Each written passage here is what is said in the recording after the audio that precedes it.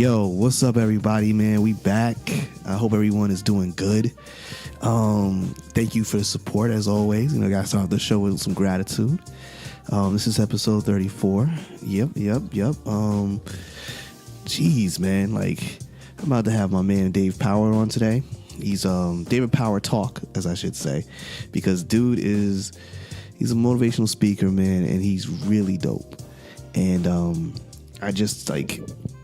I really enjoyed talking to him because you can see, like, he's a person who really tried to put in the work to learn how to be a speaker, how to influence people, and he learned how to really, like, live in his truth.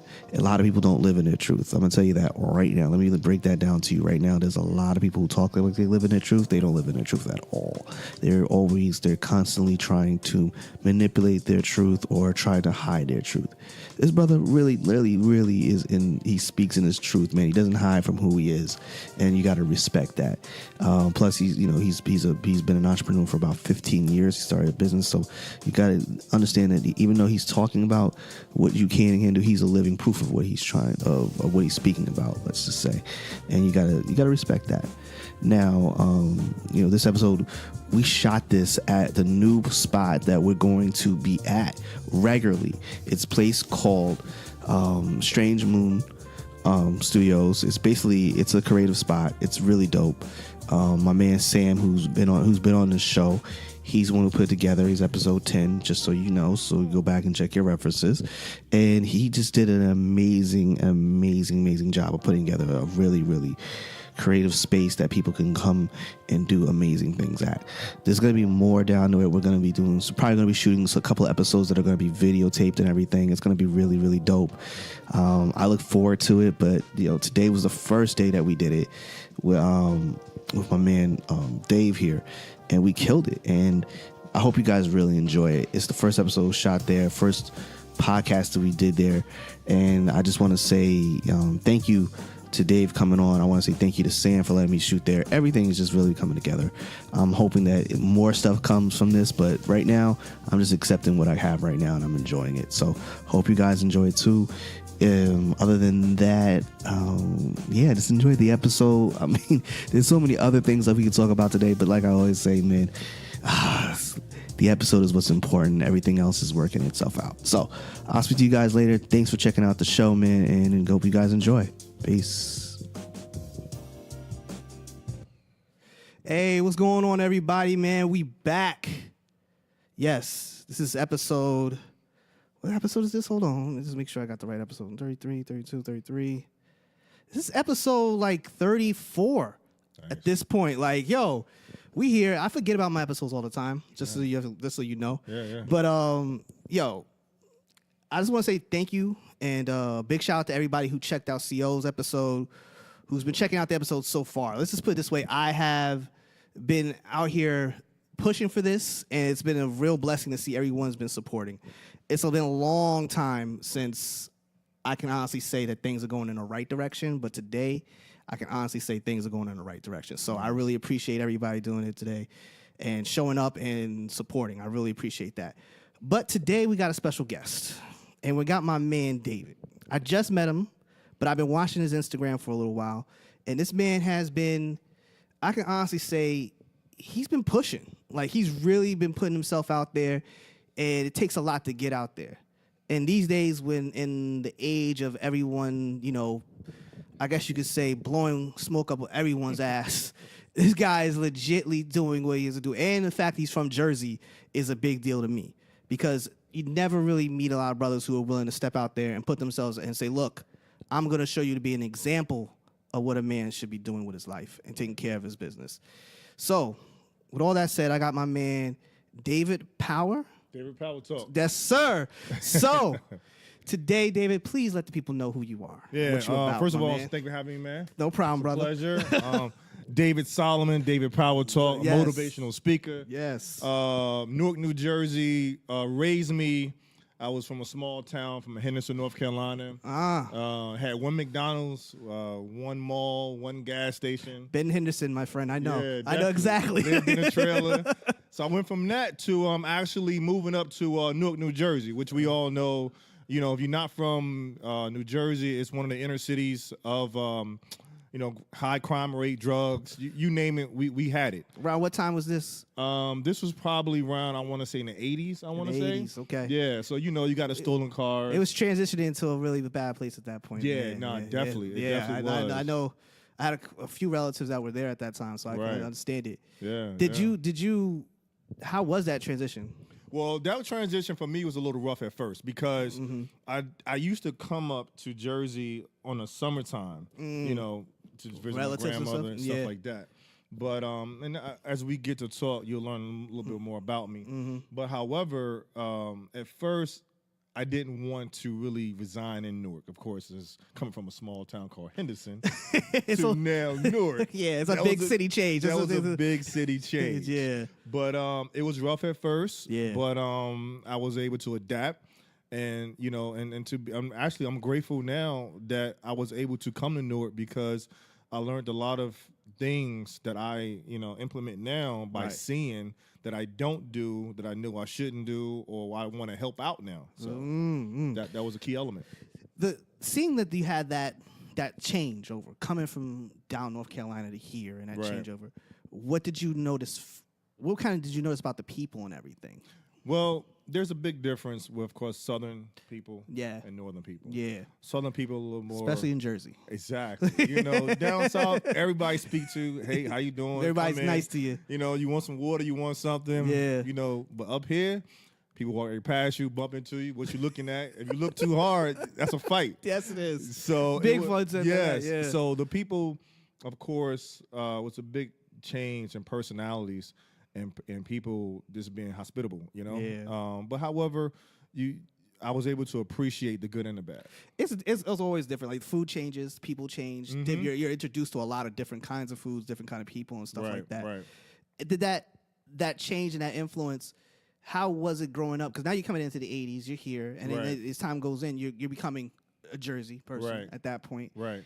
How was the influences around you? Were they positive influences? Were they rough influences? Because it's never easy area. Growing up as a black man, in certain cases, it's not easy. You know what I mean? I have my run-ins. I'm sure you had yours. Definitely. Growing up, how was it for you? After that transition, how was it growing up for you in that area? Well, to be honest with you, you are, you know, you see and you're a part of a lot of things that you really probably shouldn't have been a part of as you was younger. Yeah, I know. You know, so I'm not gonna I'm gonna be honest with you. And that's the reason why I do speak is because, like I tell everybody, I did make bad choices, but I was able to learn from those choices. So I did have a lot of friends that that sold drugs, they stole cars, and one of my stories, we may get into that later. A friend of mine. He used to steal cars, and I was in a car with him. He passed away, and I got out that car like a half an hour earlier. And that's, so... That feeling of, like, you just missed, you dodged a bullet. I really just missed... I wouldn't be here right now. Yeah, exactly. So I go into that a little bit more in depth. But however, luckily, something, like, snapped and clicked in me. And it was like, you got to wake up. Because these things that you're doing and the people you're around... it's going to cause you to go in the wrong direction. And, and I want to thank my grandmother, too, because she helped me in those decision makings, too, by beating my butt.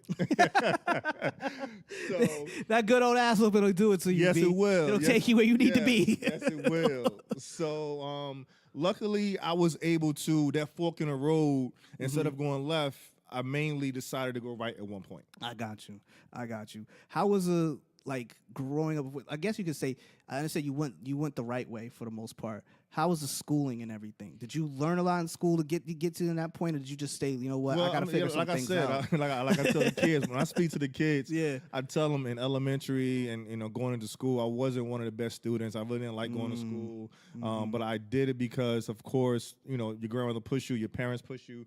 But however, schooling was something that I really didn't adapt to right away into my later years, which when I decided to go to college.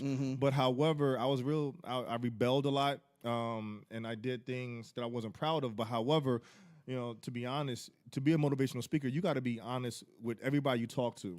Yeah, because you they do. got to connect the dots. Yeah, they gotta Because feel it. I They can't gotta sit feel here it. and say, "Oh, I'm the golden child. I was born with a silver spoon.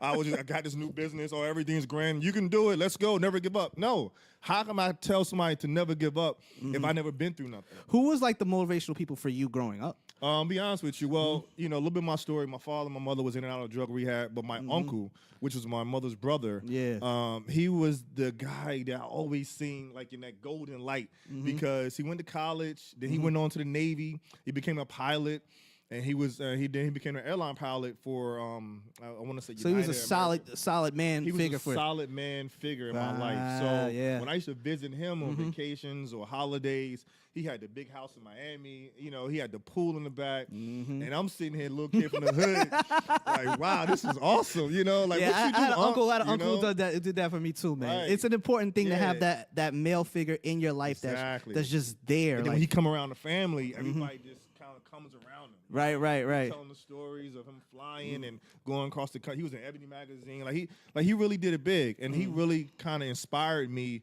to always want more out of life because I was intrigued to see like, how did he get this? Like, okay, he was like education. How did you get to this next step? Right. You know, I would pick his brain. You know, he that in itself, to have that kind of figure in your life, somebody to aspire to, I think for a lot of people is what pulls them out of the fire, so to speak. Yes. Because that you get lost in that fire of trying to keep up with what's going on around you. That's true. And, you know, as a young man, as we all know, a young man, you're chasing two things. You're chasing money, you're chasing women. Yeah. So when you don't see somebody not doing that around you, you begin to lose yourself in that kind of situation. So your uncle kind of helped pull you out of that kind of fire because you could have gone into a much lighter lane. So you got through school and you said that you did go to college? Yes. So I did go to Fairleigh Dickinson University. I did graduate. FDU. Yes, FDU. My major was electrical engineering. But however, you know, to touch on what you just said was that, you know, by me making those choices, I actually used my bad circumstances to increase me to do the opposite. Because a lot of people fall back into the same cycle. Yeah. You see bad, you do bad. Yeah. I seen bad, was a part of bad, living bad, and said, no, I want to do better, and I want to show the people around me that didn't believe in me, because I was kind of the black sheep of my core family, because between my mother and my father struggling through certain things, and me being rebellion, doing the things I was doing, David was the person that's never going to be nothing. David was the person never going to go to school. David's going to get locked up. David's going to get, you know. They always put that lockup. They always throw that lockup shit in your face. Yeah, man. So by me having that cloud over my head, I used that as my cape to say, you know what? I got this. Yeah. So let me go through this. So So I did decide to go to college, FDU, to do my major engineering, and that was a blessing, man. It's a different thing when you finally make that choice to go on that route, go through college. You know, I went to college myself, and you know, I got kicked out. But anyway, we'll talk about that another time. But you go through college and you take yourself out of the environment that you were in, and you're in a different environment. Similar to when you came from North Carolina and you come up to Jersey. And each time you learn something in each environment. Definitely. What kind of things did you learn going to college and getting and now you're in that feat as a man? What things did you learn, not from the academic standpoint, but from just being a man? I think what I learned, because coming from, I went through a stage. When I was living down south, I experienced a lot of racism. Like, I actually encountered, like, KKK as a child. Like, literally, like, they're at the top of the hill, and they're chasing us through the woods. That's nuts, We man. come back outside the next day, it's spray painted on the shed, KKK. So I went from, and then going into the store, white people, you know, just saying things to you, kids at school. And so I went to a point I really didn't like white people at all. Like, I had this negative connotation of them, Every time I came in contact, it was something negative. So then when I went to a diverse university, you know, you got white, Asian, black, you got every ethnicity that you can think of. And it was a great mixture of that. And so as a man, I was able to sit back and be like, wow, everybody's not like how I was treated when I was small. Yeah, not So, everybody's like that. Right, and yeah. I became friends. I almost like quote unquote the reverse story. One of my friends was a white guy. At first, like we was real close. So by me experiencing that as a man, I was able to grow and open up my mind because I lived on campus. Yeah. Then by living on campus, It's a whole other environment. It's a whole other environment. You rub elbows with all different type of people, and you was able to be humble enough to sit back and be like, you know what, I understand now. That growth is so important. Do you try to tell the kids that growth, they need that growth to get out of their environment when you speak to them and stuff? Definitely. I definitely tell them about the growth that they're going to need. Yeah. And they're going to need to realize there's more outside of where they're at right now. Because that's the emplacement that what happens is that when you're from the hood, when you walk, like when I was growing up in the hood, I thought the hood was... Hood's the world. That is the world, yeah. I used to walk around, go downtown Newark, buy Gucci link. I'm thinking that this is how it's supposed to be. Yeah, But now if I drive through, I want to lock my doors. Like, it's crazy right now. But it's funny how that changes, though. It changes. Yeah, it changes. However, not saying that it's bad to live in Newark. I'm not saying that. What I'm saying is that if you're growing up in the inner city, that always expand your mind to want more. Yeah. You know, because I got good friends of mine right now. There's doctors that still live in Newark. They got townhouses, they got homes. So it's nothing wrong to live in these inner cities, but also expand your mind to want more out of life compared to where you are, and want to learn more. Right. So that's why I try to tell the kids, because sometimes, like coming from small towns, Henderson also too. When I go back to see my family, there's a lot of people down there that has never left Henderson. Yeah, they have very small minds and on that level, and they're man. content with that. Yeah. And not saying that it's something wrong with that. They're okay with it. Right. They're okay with getting their beer, Right. going to the same spot, going out and having drinks at the same place. It's because in order to grow, you have to jump into an uncomfortable situation. Definitely. And for you to go from Newark to here to go to college, that's an uncomfortable situation. You're not comfortable. You don't know the person.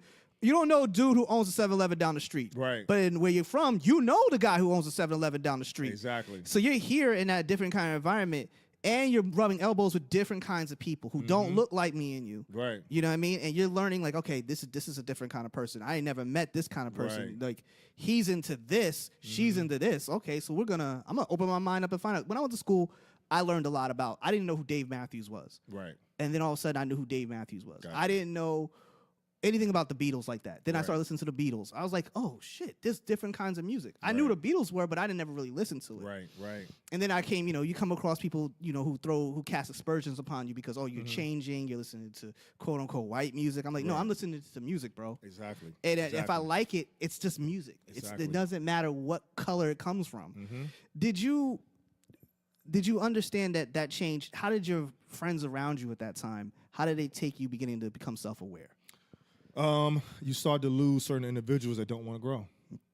And that's what happens with life, is that, and then you can't feel bad about it. And you can't hold that against them, because even to this day, like I tell every time I speak to different groups, I always tell them, I'm just not the same person I was 2 weeks ago, a month ago, a year ago, because every day I'm evolving, I'm learning, I'm growing. But there's certain people in life, could be in your inner circle, they just don't want to grow. No. They don't want to evolve. They just want to stick. They just want to be where they are, and their mind is just stuck in this little box. So I'm just happy and blessed that God was able to wake me up to allow me to see something different and to want more, and to allow myself to want to grow. So when you left school and you start, what kind of businesses and things did you start to get yourself into? Okay. To find yourself in that place, because you say, you're coming out of school, you're becoming self-aware, obviously. You're never fully aware until until you're like around your 30s and stuff like that. But most people graduate college are like in their early 20s and stuff like that. Where were you emotionally and mentally at that time? Because your story's long, but the story's there. Definitely. And I think that was the another chapter of mine also too, was that right before I graduate to get my degree in engineering, I actually was funny. The guy for the company that I was working for was in one of my classes. I guess he was getting his PE or something like that. And he had to come take some credits. And I seen the post, and I went to the company, and he actually interviewed me. And I walk in, I'm like, Joe? He's like, David? I'm like, wow. So he was just like, we chopped it up, but we had a real interview, and he wasn't my only decision making. I had to meet two other people also too. Right. But luckily, I was able to get a job in engineering 2 weeks prior to me graduating. Got lucky. I really Got did. lucky, I really got lucky, and I was able to set up my start date was like 30 days after I graduated, and then I started doing engineering Right. for this company called Bentley Nevada, and then they got bought out by GE. Yes. So then I was an engineer for GE, so for 3 or 4 years, but there was something in me that said I wanted to experience entrepreneurship. Okay. And so for that point, that's when I went on to actually, I had a barbershop, I had a clothing line. Like, you know, every entrepreneur goes through it. It's That sounds like the hood right there, baby. Exactly. You know, you buy Got a houses. little T-shirt line at one point. Yo, that's just how it works. That's how it goes. I was dibba-dabbing everything, you know, so it was a funny story because even when I had my clothing line, just a quick story, it's called NC Apparel. This was way back then. When we launched it, it was back when Russell Simmons was doing Fat Farm. Okay. It was his 10th year anniversary. And this was our first weekend launching our clothing line. And we're sitting there at the table with Russell Simmons, like, you know, because my PR at the time, she was friends with him. So that my experiences as entrepreneurship was it started out early. And it was good. That's positive. That's a big positive move. But however, I'm going to tell anybody that want to do any type of business or you want to experience it is that you're going to experience a lot of failures and it's a lot of hard work and it's a lot of ups and downs. A lot of that, but a lot of that. You're gonna have like, and it's always a learning curve. Some people, definitely. Some people, you're gonna be like, especially in this day and age, you're gonna look at social media, and all of a sudden they look like they're popping like crazy. Their bank account is sitting heavily low, and then you got this guy over here. He's not really popping, but his bank account is looking real good. Exactly. You just don't know, and you have your ebbs and flows, your ups and downs. When you had that clothing line, what kind of things did you learn like immediately? Like, did you start learning paperwork right away? Because you're an engineer. Right. Engineers are very meticulous people. Was it paperwork that you were like, you really got yourself focused in on, or was it just getting the things done? I guess my forte was really I was very driven and passionate just about the idea of my company and I just absorbed the fashion, and I was just a sponge. Okay. But I would push everybody, and that was kind of one of my Achilles' heel because my partner at the time, I had two partners. One guy, he used to play for the Patriots, and another guy, he did real estate with me. They weren't as driven as I was, you know, maybe because at that point they had more to offer than I did. Yeah. I'm just getting out of college. I still got student loans. I got 9 to 5, you know, so I'm part of it, you know. So, but these guys, you know, their bankrolls is 3 times, 4 times as mine. But I was more driven and just trying to get things done. You know, they waking up at 11 o'clock, at 12. They smoking weed. I'm like, listen, we got to get things done. Nah, they got other things going on. Exactly, so their mentality is like, I don't eat off this completely. I got this I'm eating off of. It's crazy because people, when you eating off something, you're more invested. Yes. When you're not eating off that like that, you're just like, nah, I'll get to it when I get to it. Right. Did you experiencing that partnership kind of thing and experiencing that kind of friendship? It's different when you're growing and you're learning how to work with people. Right. How did that prepare you for now in your life? What it did was actually, to be honest with you, there's a saying: to be successful, you must have a team, but you must have a good team. Yeah. And I learned that I didn't have a good team. And I told myself when I go into my next venture, my whole thing is to build a good team. Yes. 'Cause everybody has to believe in your dream. Yeah. They have to believe in you. Yeah. They have to believe in what you want. And they have to want to work for you. That's big, because big if facts. they don't, if you're not all on the same page, you're not going to win. It's the same way how the Patriots just won the Super Bowl, right? Yeah. Very heartbreaking. Everybody want to know, how come they always winning? Because they, first of all, they have a system that they can plug anybody into this system, and this system is so good that they can make a rookie believe it. They can make a 7-year veteran believe it. They can, because everybody on their team is not even Hall of Famers. No, they don't have some star players. No, but however, Belichick and his system that he put in place, when he walks in, first of all, they believe in him. Right. Then they believe in Tom. Yep. And they believe into the system. Yeah. So I took that type of mindset and said, you know, whatever I want to do, I need to make sure that I create a system that people believe in me and believe in what I'm trying to do. And in that fact, people believing in what you're trying to do, you're putting yourself out there. Yes. How hard was that for you? It's very hard because when you're the person that's trying to lead something on top, you're the most criticized. You have the most pressure. Yeah, your shoulders got to be 10 foot tall. Yes, a lot of stress. There's a lot of things that you just can't take to heart. And what happens is that sometimes I went through a period where I was just kind of cold-hearted, and I went through a period where I had to put this shield around me. Is because sometimes you feel like everybody not attacking you, but it's like Obama. It's like when he was in office, no matter what happened, it's Obama's fault. You know what I'm saying? So that's what happens. Well, when it's never. Company, it's always the man in the front. It's gonna be fault. Your phone is ringing nonstop. Yeah, it's just like you're all. So I had to be able to put this shield of armor around me and just let it hit it. There was a lot of pressure on you. A lot of pressure. Yeah, and then based on that, it built me. It built me to be. Who I am right now. Got you. I got to learn to go through that. That pressure. It took a time though. So they say pressure makes diamonds, right? So it's either gonna bust pipes and make diamonds. Exactly. So you felt like it's making a diamond at this point because you're moving forward, bro. Oh yeah. I see it online, and I'm like, this is good. This is good. Yeah. Now you went through that period. When did you get into your real groove as an entrepreneur for yourself? I want to say probably.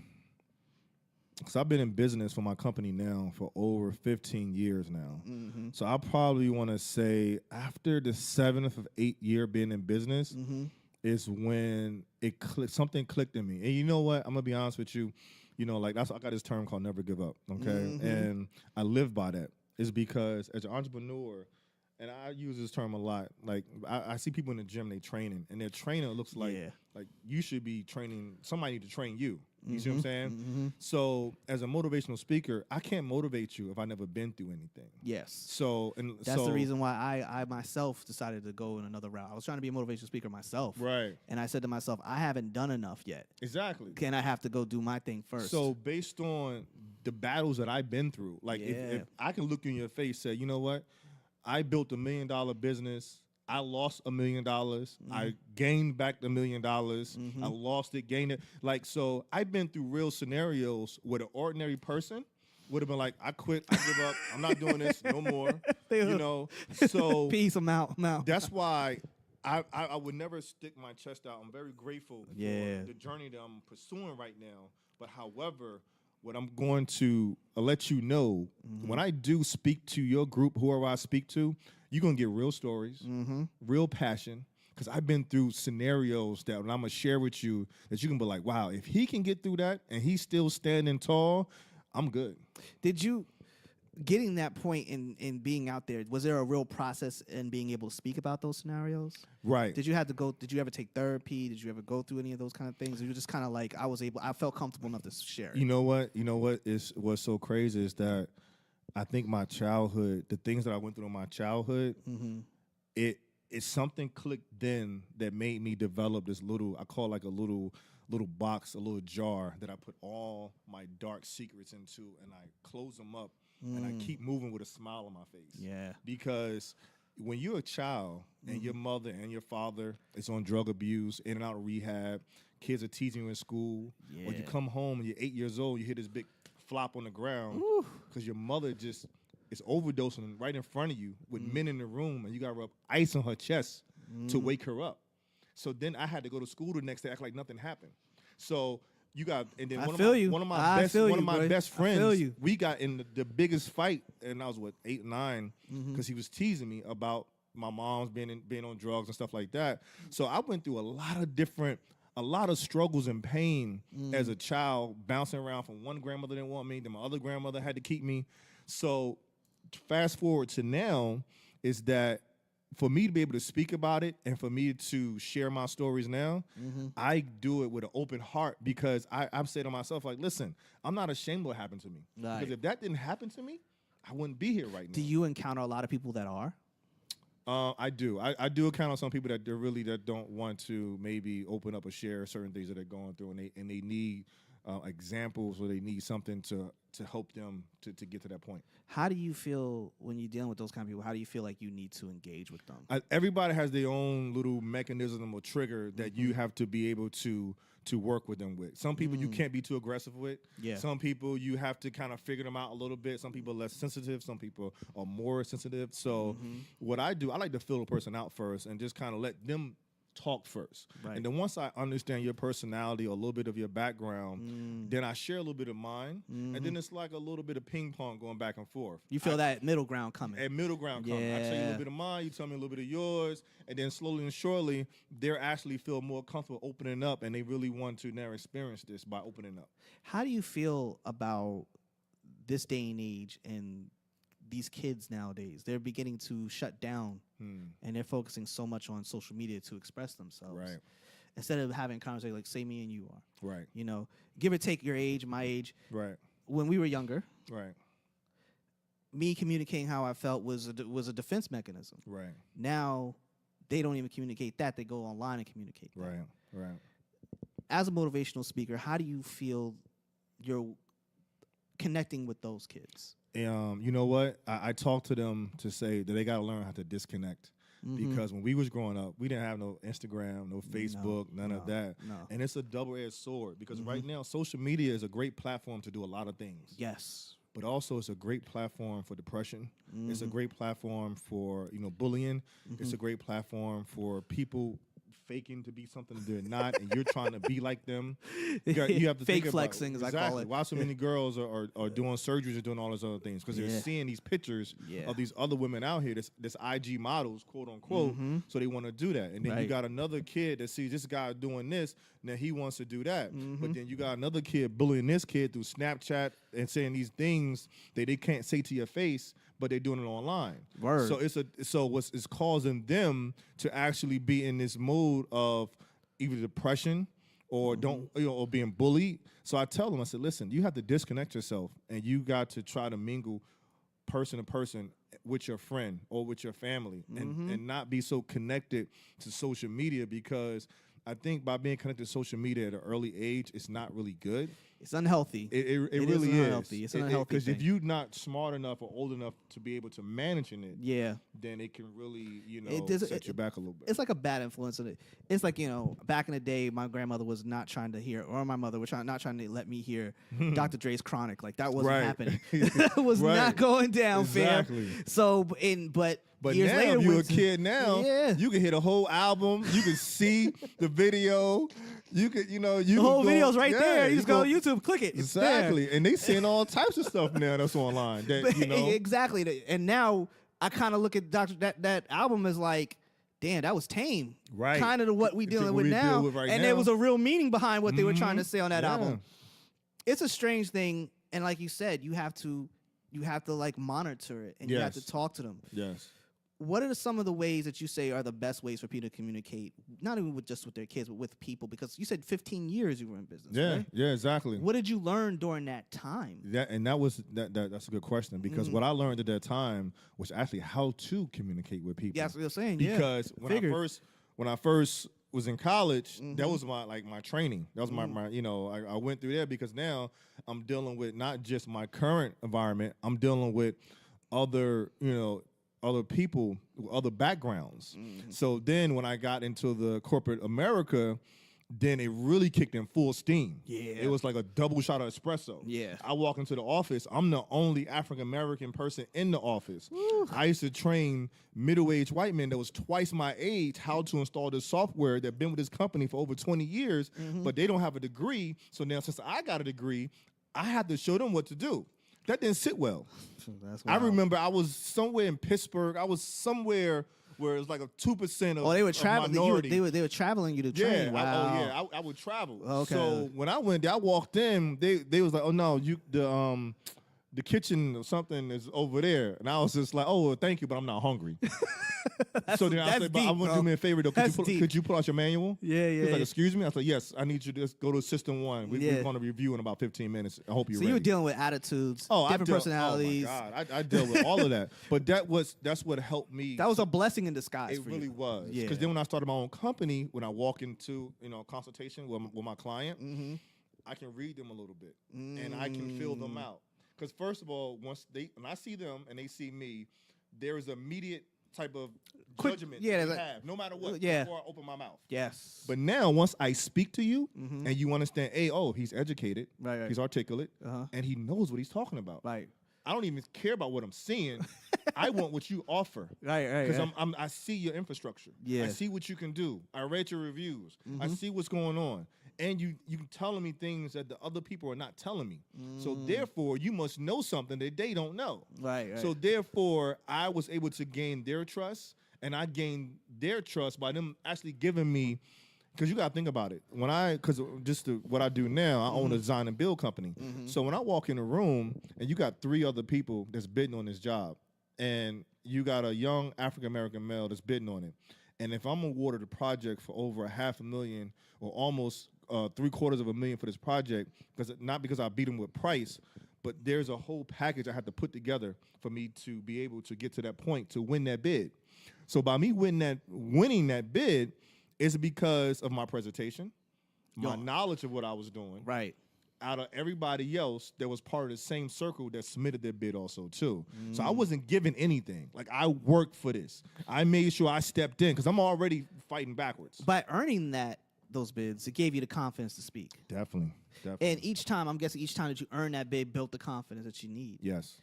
Did you ever have a time where you were shook? Oh, yeah. No, definitely.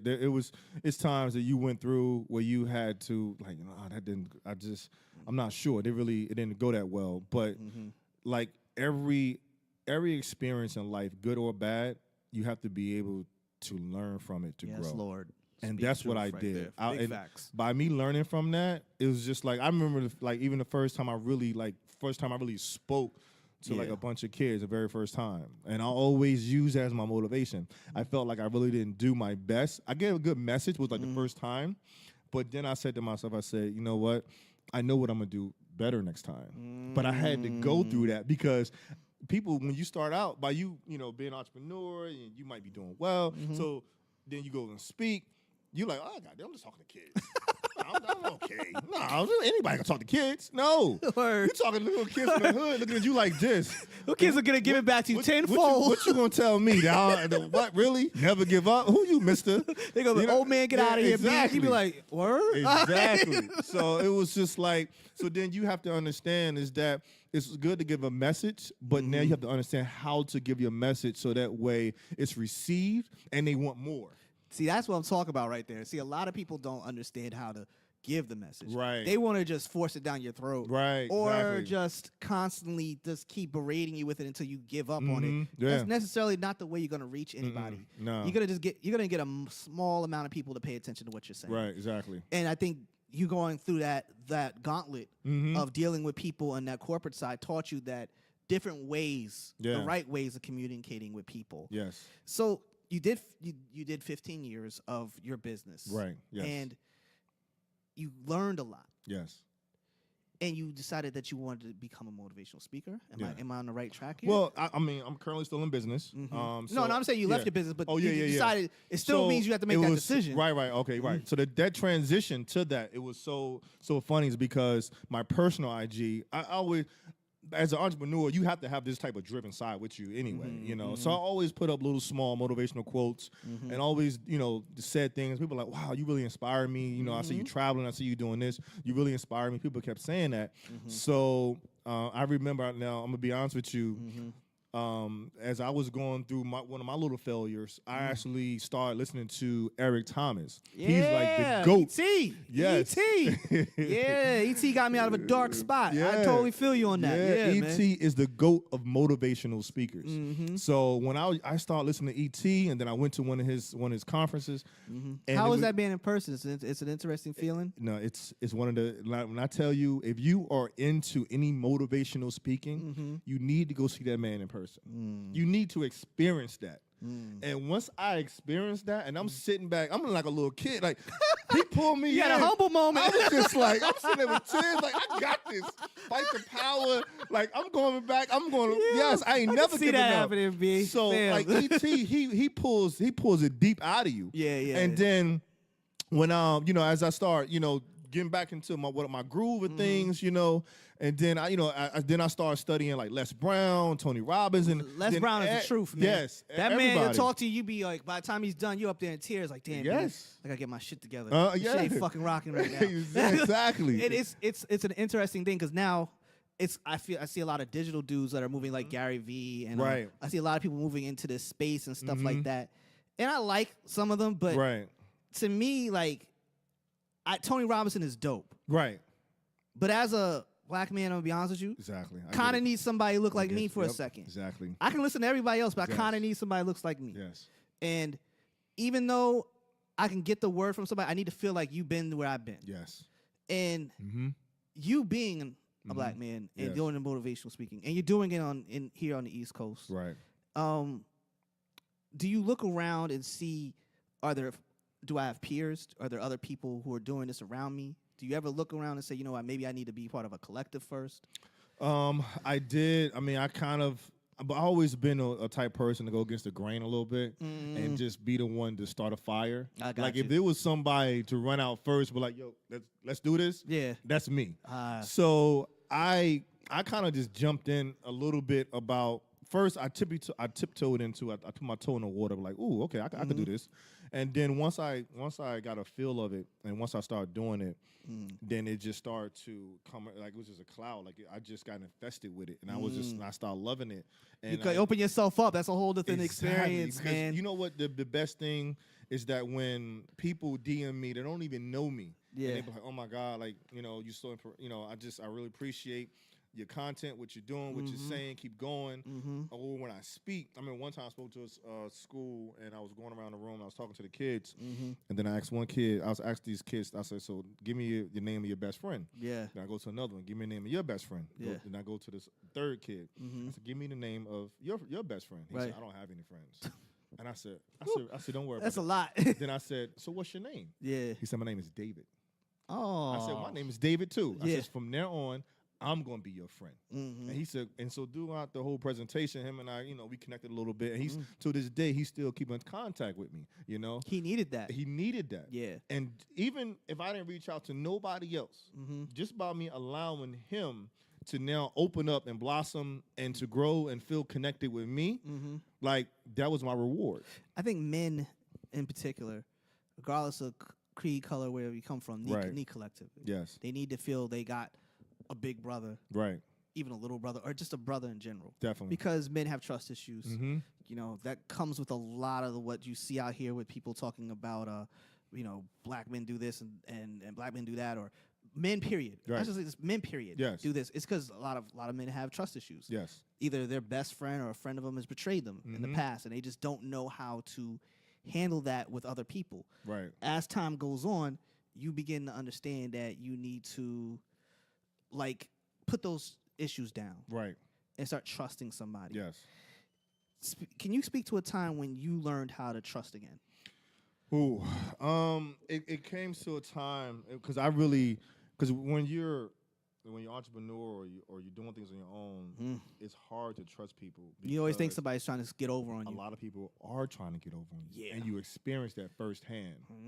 Big so talk. I would probably say one of the times that I was able to really gain that back, it was that this kid of mine that was working for me, and I really get a chance to speak to him, and then he was like, "Can I talk to you?" And I was like, "Sure." He was like, I want to speak to you because it's something I want to talk about, and I don't have nobody to talk to. And he just works for me, you know. I don't really know this gentleman on a personal level, and he shared something with me of an illness that he have that can be terminal, you know. And he wasn't getting support from his mother. He don't have a father in his life, and outside of work, him and I really connected. And before him and I connected, I really didn't trust him that much because, you know, he's a new employee, things he was doing. So once I connected with him on that level, it made me realize that everybody's not the same.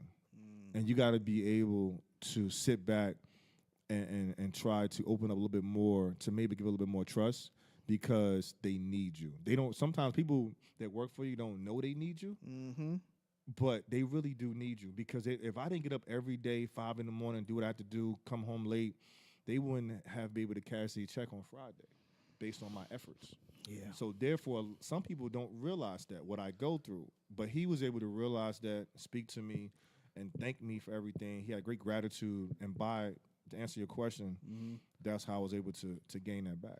It takes a while. Yeah. Because trust is earned. Definitely. And when you're young, you don't necessarily really clearly get that. Right. But as you get older and you experience some things, you learn that, yo, fam, I can't trust you yet, bro. You gotta earn that. Yeah, man. You gotta earn that level of trust. Yeah. And there's levels. Like, Definitely. I cannot trust you with my kid? No. Can I trust you with my woman? Right. No. Right. But I can trust you to make sure I get that dollar back? Okay. Right. You know, it's just different levels of It trust. definitely is. It definitely is. Speak to your every leader or every person that's in a leadership position needs a circle of trust. Definitely. Do you still keep that circle of trust? And are they people that you've had since you were younger, Yes. or now are they different people now than they were? Fortunately, there are people that I've been with since I was this. It's a mixture. People that I've been with since I was younger. A friend of mine, Chris, him and I, we met when we was young, freshmen in high school, and we've been friends ever since. Okay. And he kind of do the same thing I do, and we go back and forth with life situations on a daily basis. So he's part of my inner circle, and then there's new people that I have met over the past couple of years, because I'm always the type of person that, in order to grow, I believe that you have to surround yourself with people that is at your level or above your level. Because if you're not trying to learn, or if I can't learn from you, I don't need to be a part or be around you. So I can't grow with nobody that don't want to grow. True. Because I have people I've grown up with. Don't get me wrong. We still a cool Super Bowl party. I'm there, homie. But when it comes to everyday life and doing business, transactions and or just trying to grow as an individual, I can't be with anybody that don't want more. Right. Right. So that's my inner circle. Is really surrounded by people that's equal or really just that wants more out of life. That decision is a big decision. It is. That's a big decision. It is, make that because you get criticized for that. Oh, you catch the fire. Oh yeah, you will catch it. Do. Because you will catch somebody. Why you don't call me? Why you don't do this? Oh it's yeah. Not that. I'm working on life situations right now, and if you ain't riding with it, I can't do nothing. If you ain't riding with it, you're going in the wrong direction. So I can't go in your direction. That's not going to help me. It's not going to benefit me. No, it's not. Know? And when you and when you do take that decision, it will make or break you. Definitely. Because that's a decision that you either go in that decision, oh, he changed up. Right. And you got to live with that. Yeah. Until they see you make it, and then they asking, why didn't you call me? Well, fam, you wasn't trying to ride at that time. Exactly. You weren't giving me a call. Yeah. In life, we have our families. Mm-hmm. And then we have our friends. Yeah, definitely. Has it been easy as an entrepreneur to manage family and your business? And I'm not talking about your homies. I'm talking about family, mom, dads, cousins, stuff like that. It's at first it was a little challenging at first because I try to entwine family with business. That was a bad move. But then outside of that, sometimes family members that it's like social media. People may see you on a trip. They may see you here, see you doing this, and they just assume this is your lifestyle. This is who you are. Okay, it might be my lifestyle, but you only seeing a real person. You only seeing 5% of what I really do. Because that other 95% that I grind every day and get up and do, you don't see that. No, you don't. You don't understand that. So therefore, you get family members that might come out the blue that might want something from you or say certain things that you just can't entertain because they're assuming this but not knowing the true you. Right. So by them not knowing the true me, you get a little kickback from some of the family that I just couldn't really entwine that deep into no more. Did they support you going into the motivational speaking part?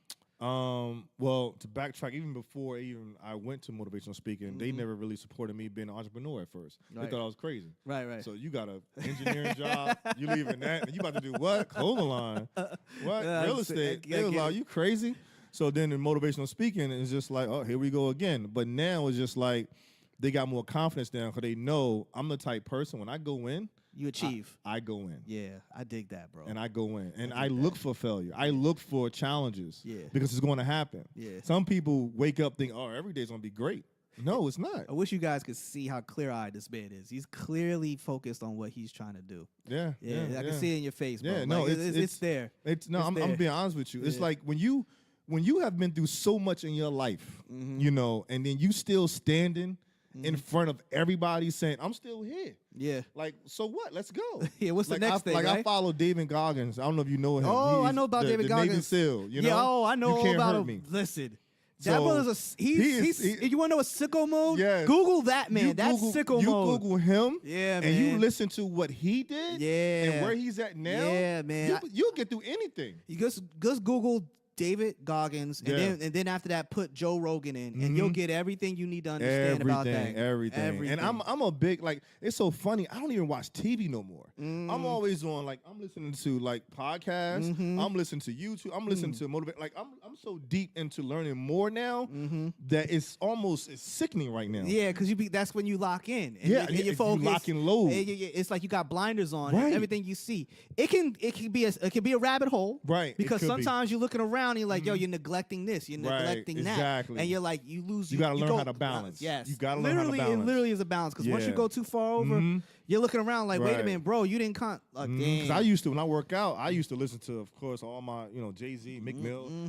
Now I'm listening to all types of people, you know, because it's so funny. Everybody in life have a story. Yes. And then everybody in life go through something. Yes. But some people go through something a little bit more than other people, and they achieve a little bit more, and they need to share it so that way other people that may be exposed to them are learning how they can get out of their situation. Yeah. And that's the key of motivational speaking. Yeah. I will support you. I will come see you if that's your real story.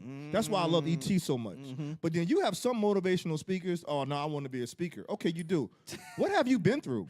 Yeah. What have you achieved? Yeah, because you need to have in you- order for me to right. believe in you, you need to achieve something. Did you, like, what is your real story? Not saying that you have to be, you know, you got to have this crazy story to speak to somebody. I'm not saying that. I'm just saying for me to witness and for me to appreciate somebody that's speaking to me to encourage me, I want to feel like, look at you and be like, wow. Like when I listen to David Goggins, when he told me his story, I was like, oh, okay, I'm good. Like, Yeah. this migraine I got. let me fit this conference call. because you know, that man, y'all see when you you'll Google see I it. can't. I'm not going to talk But about it. you know, I what think it that is. a lot of us individuals, and we do it. We all guilty of it. We Yeah. look for excuses sometimes. Call out from work. We don't want to. We come in a little bit late. Yeah. We just look for excuses to Yeah. take the easy route. Because we are creatures who love the path of less resistance. Yes, exactly. We don't want to be a little hard because there's a guy, I can't think of his name, but there's a guy who's a bodybuilder. Older man, he's on YouTube. He's huge. And God, I can't think of his name, but he motivates. The way that man used to speak was like on some like, yo. You talking about is it Fletcher? Yeah. Yeah. Yes. Oh. Yeah. And snap. he just went through, I think, liver failure too. Yeah. So yo, that when he talked, I listen to him too. Like he's Yeah. amazing, man. Yeah, And you now be his, like, now his son is in it too. But when I tell you, like, even with that, what I have learned about anything in life, not just speaking or anything in life, is that what's more important than your body is your mind. Facts. If you can control your mind, Yeah. if you can build that mind to be set, so that way when stuff hits you in the face, you still standing like, let's go. Right. You know? And you standing there because that mental toughness will overcome all It that. will. Man. That's when you get depression, get anxiety. Woo. People will commit suicide. Preach. It's all because of mental. It ain't because Yeah. you know they broke their leg. Oh, let me jump off a bridge. No, it's because they've gone through something and they mental is telling them to do things or feel a certain way. And when you stressed out, there's a certain chemical that's released in your body that causes baldness, causes sickness, illness, ulcers, and it's really because of the mind. So if you can control your mind and help your mind to be more concrete, it's not an easy thing to do. Don't get me wrong. No. But I will say that it's going to help you in the long run to get through whatever problems you might have in life. How do you feel about social media and you going into this realm of mindfulness and understanding of speaking and how to communicate with people? How do you feel social media, how does it impact you Right. and your business? Because eventually this is a business. Yeah, definitely. To a point. Definitely. How does that impact you? I think that right now it's going in a great direction, and it's a great platform for people that is serious about their craft to get out there at a faster pace Yes. and Much to reach faster and than to reach before. a larger audience. compared to if I tried to do this 10 years ago. Yeah. It's just you talk you do what they say, doing a chitlin circuit. Yeah, you better gonna help Right, hood up on a exactly. world star like E.T. did Ex- and got exposed. Like he got because Right. of what he said about Because of that what he Beyonce. said. He didn't even. I remember him talking about he didn't even try to do that. That just Right. went viral It on just its own. went viral. He Right. got blessed with that Mhm. moment. And you know? even I think the first one that really went viral was when the one he did was to want it as bad as much as you want to breathe. yeah, you know? that's so the one. Yeah. one thing about social media, sometimes it may just take one video Yeah. that inspire 500,000 people, Mm-hmm. and that's it. Boom, you got your 2 minutes of fame. Yes. Now, what you gonna do with it? That's the thing. Yeah. Now, you might get that exposure. Yeah. But when they finally get exposed to you, Yeah. who you really are and what you're really doing and what you're really saying, Right. if it's not concrete, you're gonna be another Vanilla Ice. You're gonna be another Crisscross. You're gonna be everybody else that had that 2 minutes of fame, Right. and they no longer here no more. It didn't move it. Didn't move But the needle. if you get that 2 minutes of fame and you a Jay-Z, Yeah. or you a Diddy, Right. or you Obama, or you somebody, or Beyonce. At this point, Drake. It's 10 years. Hey, gotta give him his due. You gotta give it to him. So, how do you feel like instead of going into motivational speaking, you didn't go into life coaching? Right. No, right. How did you? What made you go this route instead of that? I think that not to knock life coaching, I think that life coaching it's okay to help somebody and coach in life, but I think the biggest impact would be motivational speaking on my part. Because I feel like you could reach a broader audience, you can connect better, and you're not so. I'm not against life coaching. Don't get me wrong, but I feel that there's a difference between coaching somebody individually or whatever you're doing to now speaking and being able to express yourself. So people that might not even be familiar with the craft or understanding it is now captivated and motivated, and they want to be part of it. Or now you got them out of a situation that they didn't even know they was in a situation. Word. Because a lot of us are walking around here now with blinders on, don't even really know that we're in a situation. No. Because you're going to wake up 10 years from now, 20 years from now, you're going to be in the same scenario you're in right now. And there's so many people, man. There's so many people I talk to who need to hear that you just said. Right. Because they don't want to wake up. No, they don't. La La And Land it's is hard. too beautiful. It is, and man. I be like, yo, you got to wake up and look, man. Some 'cause- people are so content in their everyday life and their everyday situation that it's sickening to me because they can have so much more in life. Like, quick story, like one of my managers, and she pretty much run my company right now. When I first met her almost 2.5 years ago, she didn't know anything about construction. Right? I met her fiance at the time had a small painting company. Okay. So with me as a I had them doing some sub work for me. Make a quick story. So I asked them to do some extra work outside of the contract. Yeah. She looked me right in my face and she said, "I'm sorry, that's gonna be a change order." So I said, "Ooh, okay."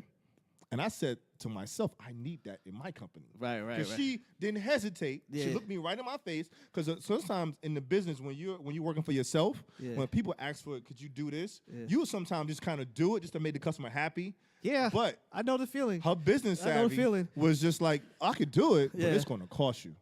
And She stared you right down the barrel and just looked at you like, that's ill. B. Exactly. Yeah. A And lot of people that do that shit. percentage of profit that you can gain or lose, not only just because of the money aspect of it, but then I seen a quality in her. I said, let me see if she really got what I need. Right. So I put her to the test. I said, I had to start out doing a little bit of this, run around pulling permits, and then doing this and doing that. To a point, this girl was making a couple $100 a week to making almost $2,000 a week from just now running the company and just overseeing major construction projects that she had no idea of what it was, but now she know it from A to Z. So when people tell me they can't figure things out or this, I say no, it's you. You need to be able to figure yourself out to be able to absorb whatever you want to do because the tools are out there. You gotta be a sponge. You have to. And some people are adapted to that. Right. And like you said, her finding that way, but she wouldn't have been able to conduct that Right. if you didn't give her the push or the nudge to do that, right? In this business, you are going to deal with people who are naysayers. Yeah. You're going to deal with people who support you 100%. Right. And then you got to deal with opportunists. Right. Definitely. And how do you think that right now, how do you manage that? Because that person that you just helped right there could have been an opportunist for exactly. you. You know what I mean? You don't have a crystal ball to tell she is or she's not. You know exactly. I think that what I normally do is that I will give you a nice head nod, like okay, yeah. But then you won't get too much more out of me, you know. And then because I got a good close friend of mine, and I was telling him about my schedule set up for 2019. He was like, "Oh, that's amazing." He said, "Okay, so once you do this, then I want you to be able to bring me on to do X, Y, and Z." And I'm saying to myself, to bring you on. I said, "Do you not understand that what I'm doing right now, I'm building something from scratch. Right. And So then I'm going to put you on. Then I'm going to put you on. Yeah. As if, I said, I understand because we are close friends and you love me, I love you. But I can't make you want this. Yeah. Because what's going to happen is this, right? Even if I do put you on, that's like right now, right? Let's say you was a rapper and you just starting out your first album. Jay-Z like, I got a concert, I want to bring you on. I'm going to put you on. You're going to suck. You know why? Because you don't appreciate the craft. You're not there yet. You're not hungry enough. You're not hungry enough. You don't have the experience. Right. And you're not really into it. Your heart is not into it. You gotta be willing to sleep on a See, basement my floor heart to is get in there. this. Yeah. When I speak, when I talk to you, you see in my eyes, you see pain, you see you see the things that I'm really trying to kick back to you, and you're gonna absorb and you're gonna hear it. Yeah. So therefore, now if I bring you on, is he really gonna give you that same energy? No. So now you're damaging my brand. Yeah. So therefore, we still gonna be cool. Right. You still maybe we could do something. We could work something else out. But however, until you show me that you want to be at my level, I'm always open arms. You know. So you basically you got to put people to test. You got to. And I respect that. You because have to. Some people just you get in, put everybody else on. Like my father said, you can lead them to the water, but you can't make them drink it. Right. But you got to teach a man how to fish so he can feed himself. Exactly. Yeah. And I've been my family and things I've been through taught me how to fish for a very long time, and that's the reason why I do what I do right now. So where and how can the people? What do you plan on doing now? Now that you're beginning, your star's beginning to bubble. You're beginning to get there. Right. And you found your voice. Right. What kind of advice, before we even get to where they can find you, what you're trying to do, what kind of advice would you give to somebody who's just starting out? Okay. Because we go there. Right, definitely. I would, if you're just starting out, take your time and do your research on whatever you want to do. It could be speaking, life coaching, or company, whatever you want to do. Take your time, study the craft. Study people that's doing what you want to do. People that's successful in doing it. Don't mimic them. Right. Don't mimic. No, be your Don't plagiarize their style. Be your own person. Right. And and not to jump off topic, but I know Cardi B, right? So you gotta think about it. When I first used to see Cardi B on Instagram, I'll be honest with you, I couldn't stand Cardi B. I'm like, who is this ghetto girl talking like this? I think you about 90% of the internet probably couldn't stand her. Now she's the queen of hip hop, and she just got a Grammy. Yep, and she's Because America's sweetheart right now. She was true to herself, but she was genuine on trying to be something. Yeah. So if you are genuine on whatever you're trying to do, and you're genuine with yourself, it's going to work out big time. Because God, only person that really knows who you are is God. Right. And once he sees that in you, he'll be like, nah, I got something for you. It's like that Pac thing, you know what I'm saying? Only God can judge me. That's it. It is what it is. That's it. Either way, it's going to work out a lot or going to work out a little. Right. But if you do something, it's going to move forward no matter what. Don't walk around with a measuring cup. Oh, let me measure where I'm at now today. Well, I'm going to measure up tomorrow. It doesn't matter. Get your ass up and grind. That analogy. That's and a good get analogy up every right there. day and fight for whatever you want to fight for. Now, what kind of things do you think people should listen to? Far as in this Motivational. for motivational stuff. Yeah. If my thing is that I think you should listen to all different type of speakers to try to see what attracts you and what motivates you.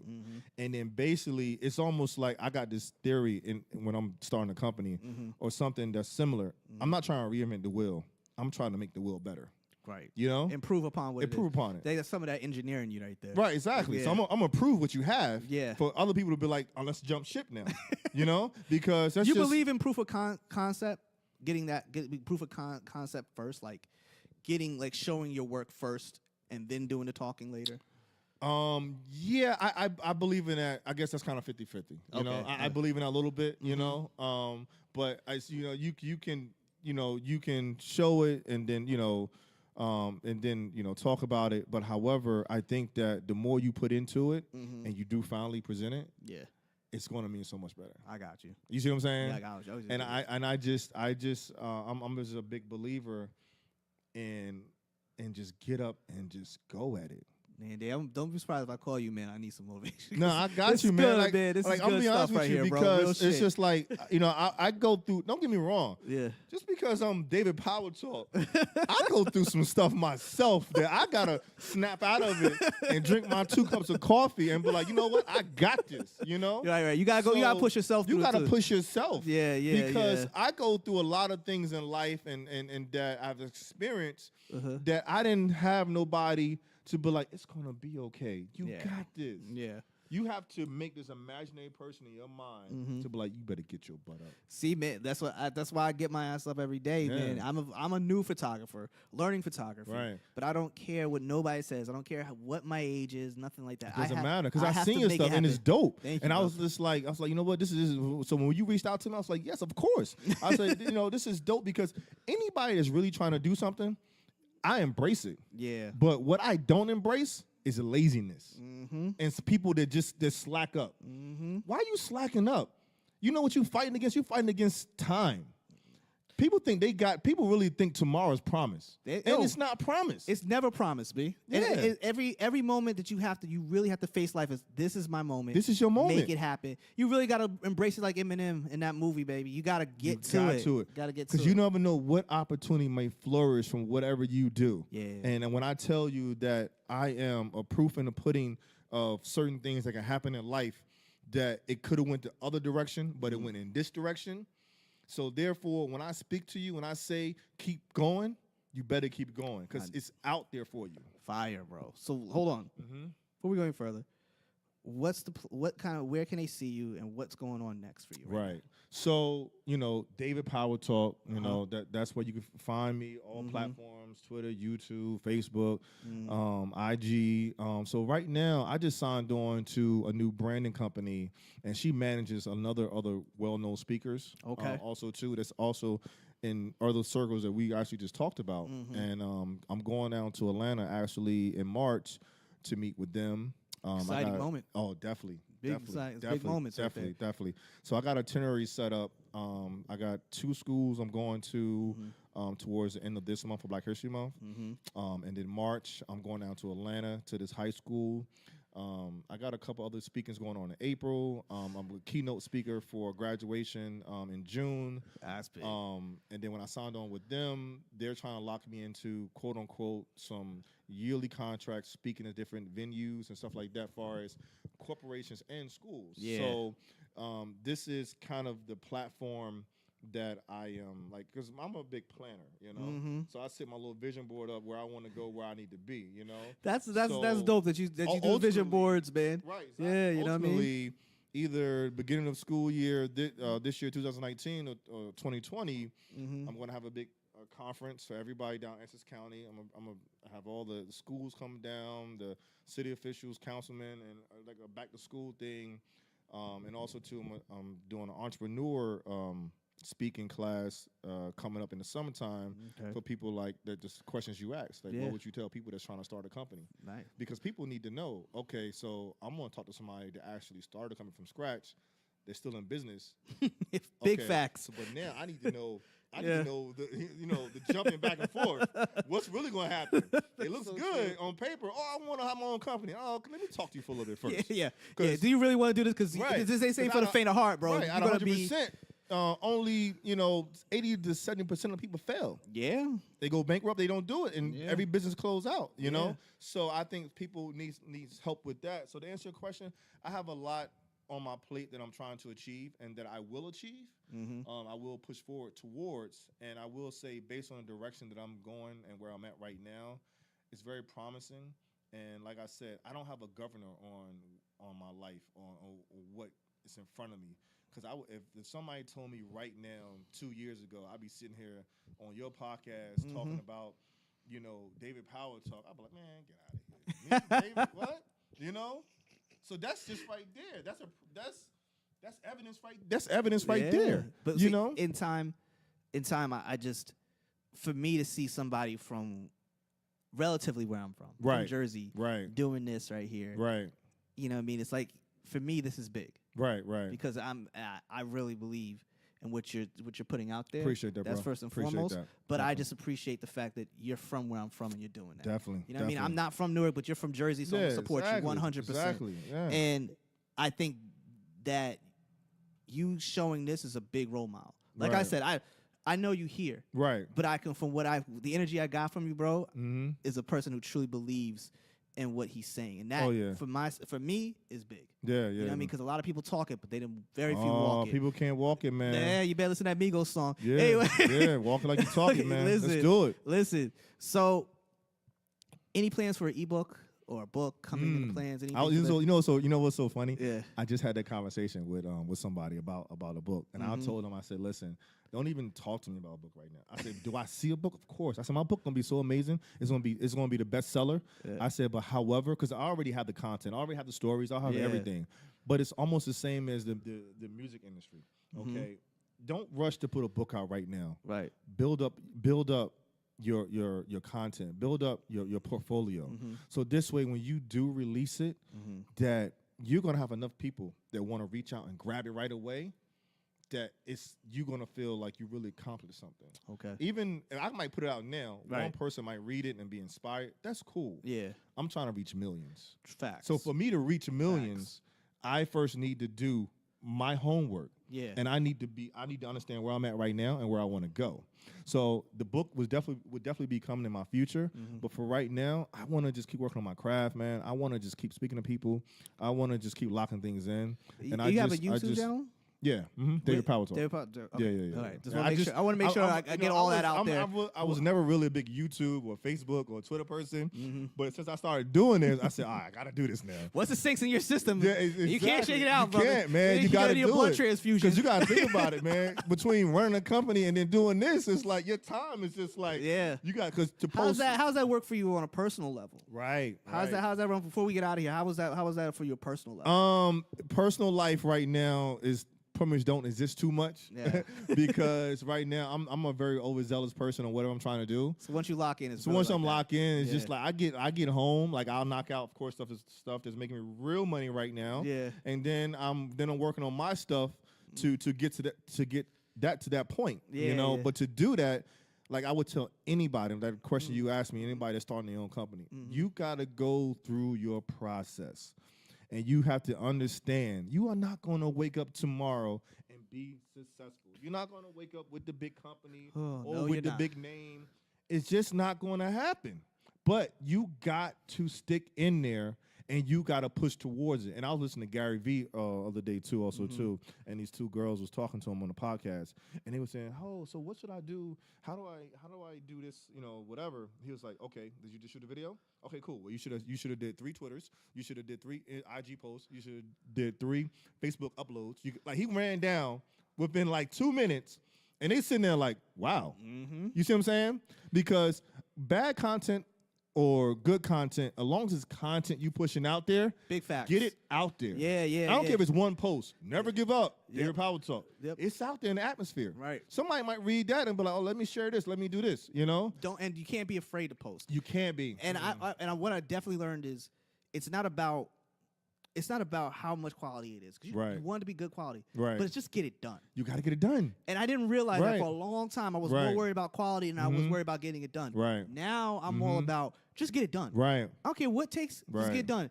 They'll accept it today. Somebody might like it. You might get a cult hit out of it. But if you got 3 more that are good, people are still going to come back. You should be averaging about 2 to 3 posts a day. And I think that what you're doing right now is that.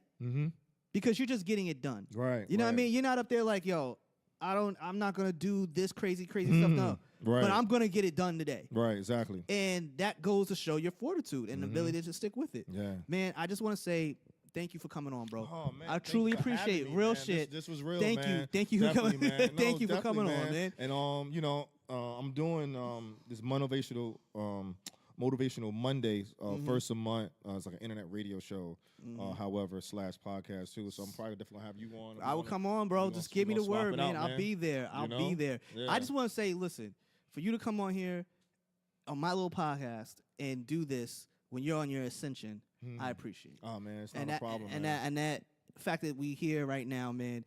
First and foremost, I wanted to say big shout out to everybody that has supported, but really right now, I want a big shout out to my man Sam. And I just want to say my man Sam Nygaard. I'm not just saying that because we in his studio today.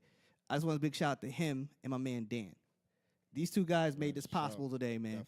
Definitely. All right, and I just want to say big shout out to them. And Definitely. just be on the lookout because this dude's about to do a whole lot of big things. But on that note, I will check you guys next week. I love you guys. Thank you. We out. Peace. Peace.